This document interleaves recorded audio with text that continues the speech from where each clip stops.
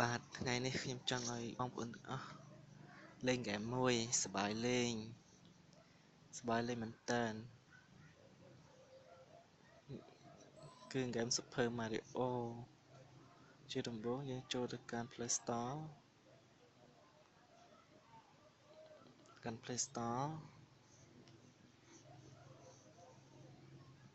ហើយ search រក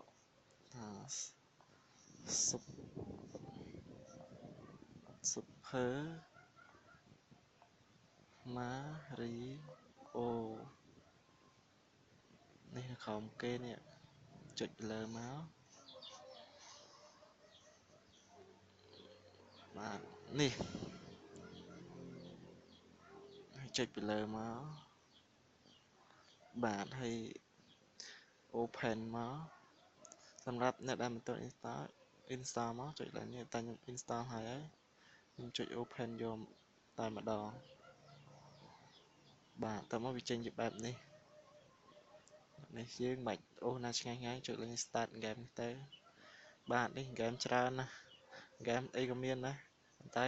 ហ្គេម Super Mario នៅទី1លើគេនេះចុចលើមកនេះណាបាទមានតែប៉ុណ្ណឹងអស់ហើយ